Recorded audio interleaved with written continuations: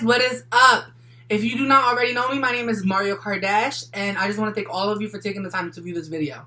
Okay, so today's video will be part 2 of the loss of my mom. Today joining me will be my little sister, Amanda, and you'll meet her in just a second, okay? We'll be right back. Alrighty, guys. I just want to welcome my little sister to my channel. Hi, I'm Amanda. Alright, guys. So, like she said, her name is Amanda. That is my little sister. And today we'll just be talking about part 2 of the first video, the loss of my mom, our mom. And we'll just be talking about hardships and how it was for us in the last 5 years with our mother being deceased.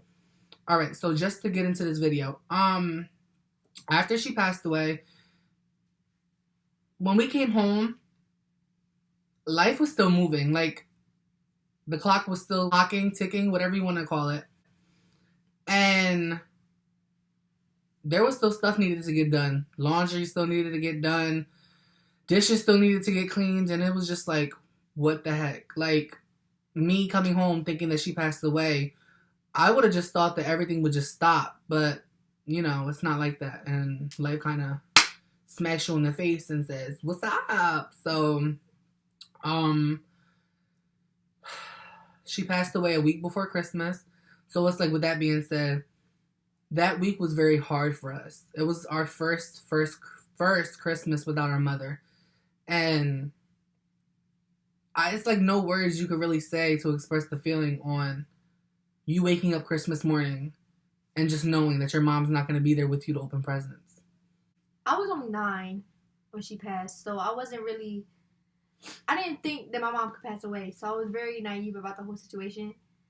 I kind of just moved everything to the side, and I wasn't really trying to focus on being sad. I was just trying to be happy because, you know, it was Christmas, and I know everybody else was sad, so I guess I was just trying to be, you know, the rock. You know, so I was very cold, I guess you can say. Like, I wasn't really worried about. That sounds really wrong. Like, I wasn't worried about my mom being dead. It's weird. It's a weird feeling. You can't really describe it unless you know. And what she's trying to say is that I was speaking about this in my first video on my behalf. When our mom first passed away, we were just in a state of shock. So it's like, it doesn't really set in. Well, I know it didn't set in for me until I actually saw her at the viewing. So it's like unreal. Like, you feel like you're in a trance. Like I was saying before, like, it just all seems fake. Like, I remember us unwrapping our gifts and me sitting in, like, we all had our own little corner or whatever. So, like, me there, my sister here, and our other little sister right there. So, me opening up our gifts, like, mind you, our mother had already labeled all of our gifts. And the gifts that we got from her that Christmas, it's like, we thought that she was going to walk through that door with her video camera recording us like she used to all the time. And it's like, you just sit there and you're like, wow. Like I was previously saying, Christmas was very difficult for us. It was just an eye-opener. And we were just, you know, starting getting accustomed to living without our mother. So later on in the next week, right before Christmas, it was the burial. And I know I'm jumping around because the first stuff that I wanted to talk about was holidays and stuff like that and how it really was just without her. But I do want to talk about the viewing and the burial. So I know for me, the day of her viewing, I was getting all dressed up in the suit and tie, just preparing myself. And like I said before, I was just still in a state of shock. Like, I just didn't believe everything was so real. Like, no, my mom's not dead. What are y'all talking about? Like, man, like, I'm going to wake up. It's like a dream. So when we finally arrived to the funeral home, they usually let people in by relationship to the deceased person. So first was her parents, then was me, my sisters, and then my father.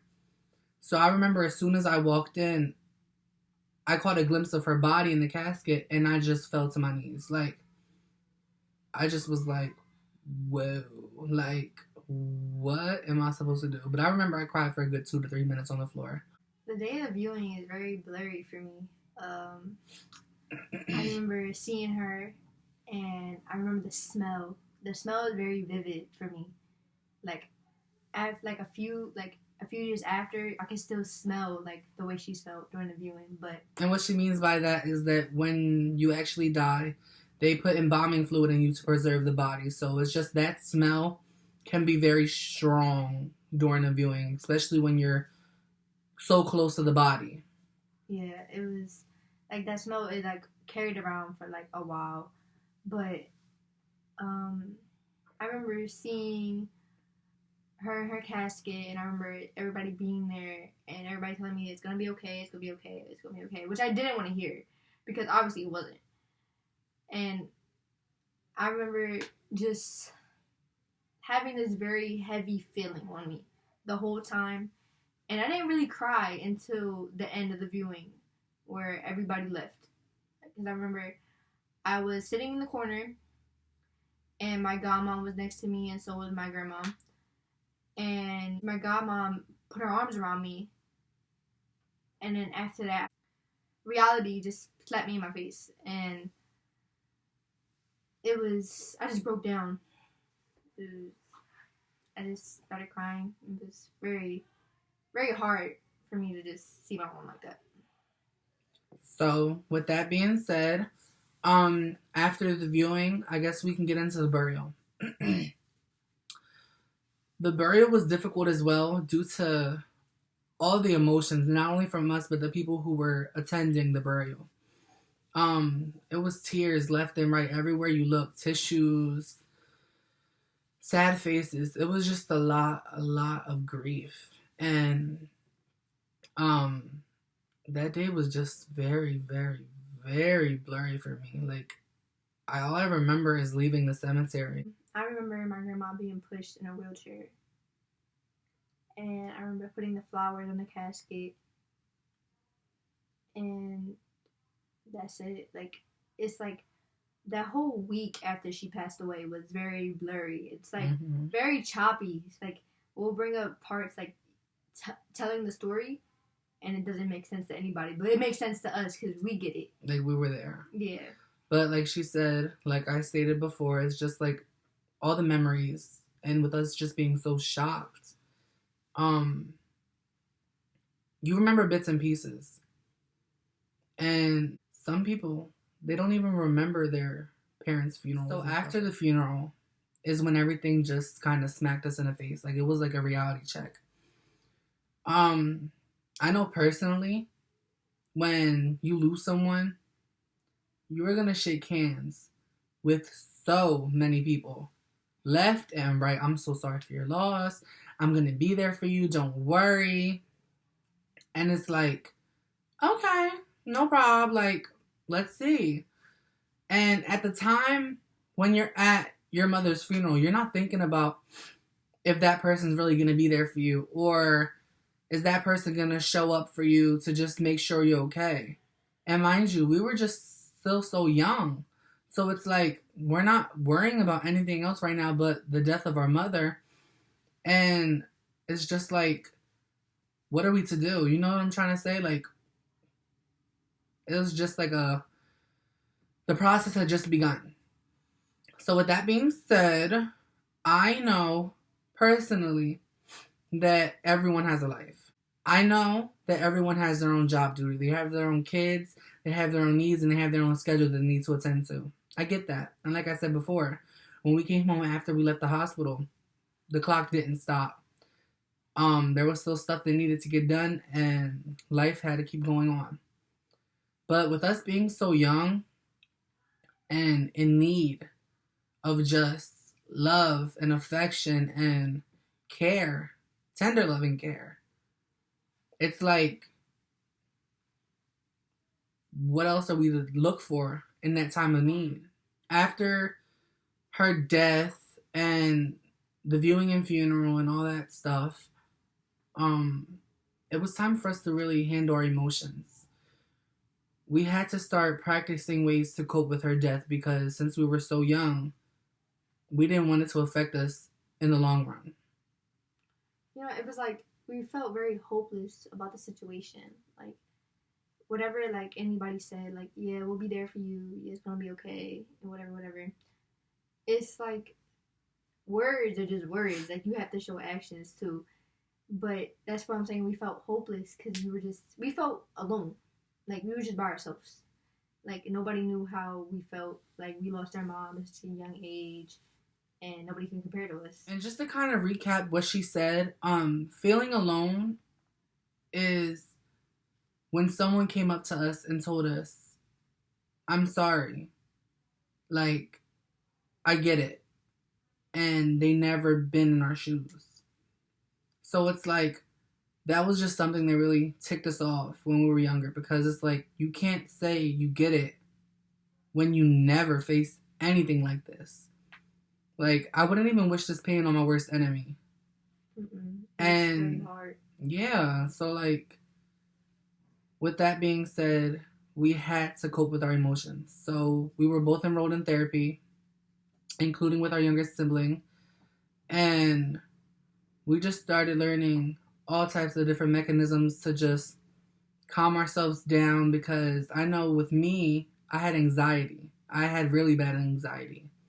So it's like I always used to pop off and I never knew how to control myself. And I found with my mom's death, it just made me really angry all the time. Like, I just was so bitter. And someone could just ask me a simple question and I would just instantly snap. And it's like, I didn't want that. Like, that's not who I am. So, like, why would I just want to continue being that person? So, I really feel as though with me, therapy really helped me just get through life and to keep pushing, because I feel as though if I would have never enrolled in therapy, I would not be the same person that I am today. Well, at first, I feel like I was just going just to go. But I remember I wasn't really speaking about the situation. I was more just, I'm there just to be there, like I'm here because I have to. And I feel like therapy didn't go well for me as well as it did for you. But it did kind of help me because I did learn some things like that I still use now. Like when I get mad, I know I went to therapy for anger issues and to cope with my mom's death and being suicidal and stuff like that. But I know I still have coping mechanisms that I use today. Like I just used one earlier. It was crazy. Therapy was just something that really helped us. And it's okay, because therapy isn't for everyone. Some people like expressing their feelings and some people don't. But even if you don't go to therapy, we advise you just to speak to someone that you know that's close to you, that you're able to trust, that you can just unbottle all these emotions, because keeping stuff bottled in and leaving it to just build up to nothing, it's not good. It's not good, and you're just gonna blow, and it's not healthy. Yeah, I know. Like, therapy didn't help me because I feel like nobody could really relate. But I feel like if I did more, like if I talk to my best friend now, Michaela, and I feel so much better. Like, I feel like it's better with somebody who you have a connection with, right? Other than somebody you really don't know. And like I said, it's different for everyone. My perspective, I just thought it was better for me to speak to someone that I didn't know, someone that had no idea what I was living with, and I just wanted to seek professional help because I felt as though someone can give me an opinion from an outside perspective. All right, guys, so we're just going to conclude this video with answering a couple questions. Me and her both have 2 questions that we're going to answer for you guys, and then we're just going to wrap this video up. So, question number 1. It has been years since my loved one's death. Why don't I feel better? It's different for everyone. I mean, like I said, some people don't enroll themselves in therapy. Some people do, like me. And it's different for everyone. So it really just, it's based upon how you handle their death. If you went to therapy, if you seeked help, if you talk about it. And like I said before, if you keep stuff bottled in, stuff builds over the years and it just consumes you. So it's like, it all is based upon how you handle the situation, how you handle the death. And I know when someone dies that's so close to you, you're going to be upset. And it's okay to feel that way, because it's like you want them back and there's nothing you can do to get them back. So, yeah, it all just It's handled on how you handle the death, pretty much. Question number 2. My counselor seemed to help in the beginning, but now it feels like a waste of time. I still feel like I'm down, so should I quit therapy? You do what's best for you. Like I said with my sister, she really didn't feel like therapy helped, but I felt like it was very beneficial for me. So it's like two different people, same situation, two different perspectives. There's always going to be a different mindset and thought on a situation. So, like, it all just goes on how you feel and how you should go about the situation, because sometimes you don't have the best therapist. Maybe you feel like you don't have a great connection with them. And sometimes you can just feel tired of talking to someone that doesn't even know your story. So it's my turn. I'm going to answer 2 questions that was given to me. And the first question is, I don't think I ever get over the death of my loved one. What do you suggest I do? Honestly, I feel like you just got to keep living. And you got to put everything to the side and really focus on yourself. I know that it's hard. Truly, I really do. But you just have to, I feel like you have to live in the moment. Like, you can't worry about the past. Like, you can't worry about the future. Like, I know there's going to be a lot of, like, guilt. And you're going to be like, oh, maybe there's something I could have done. I wish that I can turn back time. But honestly, there's really nothing you can do. But just focus on yourself and your mental health. And my second question is, I never told anyone this, not even my therapist, but I feel suicidal. How can I live without them? I can't go on.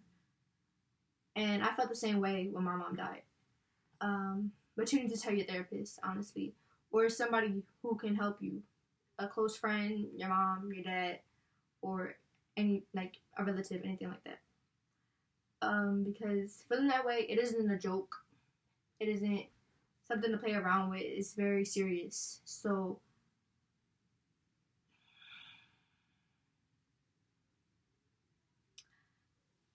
I feel like you should tell somebody.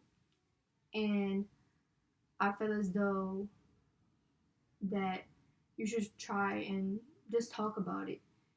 And don't bottle it up, because it only gets worse that way. And I know from self-experience that when you're suicidal, everything feels very like you're closed in and you want to be by yourself. And it's very, I don't know how to explain it. It's just like, if you know, you know. You know what I'm trying to say? So when you're suicidal, you really just have to speak up. I know you don't want to. I know, I understand the feeling. You don't want to. And everybody's telling you it's okay. Like, you shouldn't feel like that. That's wrong. Don't feel suicidal. Being suicidal is wrong. Da da da da. But don't listen to what other people say, because that just makes you feel more suicidal. And yeah, I feel as though you should just try and find someone to talk to. And if you want, you can even contact me or Mario. You can always text me. Feel free. I will be there to help anybody who needs help. Alright, guys, so that concluded our video. We hope that we were able to just touch some hearts, and we hope that our story helps others just to heal and live life. Thank you guys for viewing. Please do not forget to like, comment, and subscribe, and stay tuned to keep up with Mario Kardashian.